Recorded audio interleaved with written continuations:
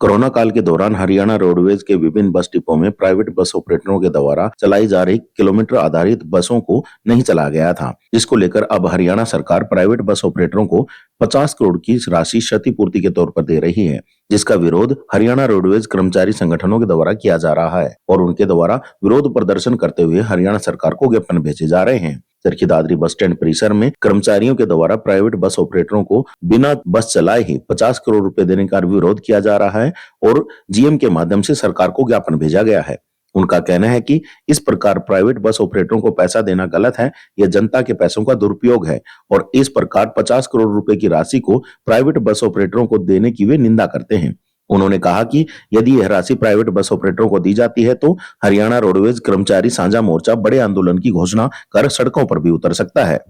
हाँ जी, जो कोरोना काल चला हुआ था उस दौरान पूरे देश के अंदर लॉकडाउन लगा हुआ था, परंतु सरकार जो निजी ऑपरेटर है उनके साथ खेल कर और महकमे के अंदर 50 करोड़ रुपए का घोटाला करने जा रही है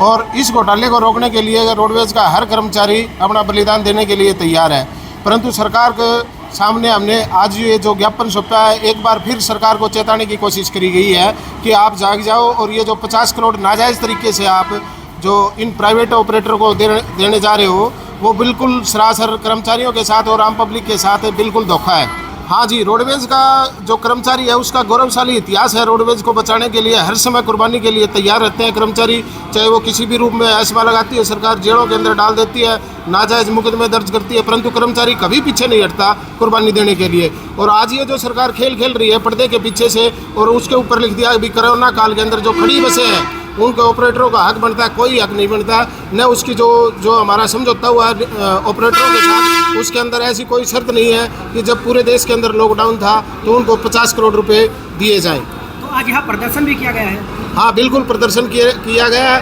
कर्मचारियों ने इच्छा अनुसार अपना बढ़ चढ़ कर हिस्सा लिया है और सरकार के सामने चेतावनी दी है कि आप मान जाओ, यदि नहीं माने तो आने वाले 18 जनवरी को फिर अम्बाड़ा के अंदर परिवहन मंत्री का घेराव किया जाएगा, रोष मार्च प्रदर्शन किया जाएगा और कर्मचारी समय समय पर साझा मोर्चा के निर्देश अनुसार काम करने के लिए और कुर्बानी देने के लिए तैयार है। जो है जी, कोरोना काल की जो महामारी आई उस दर्जन लीज की गाड़ियाँ सरकार ने ले रखी थी, वो खड़ी रही, उसकी पेमेंट अब की जा रही है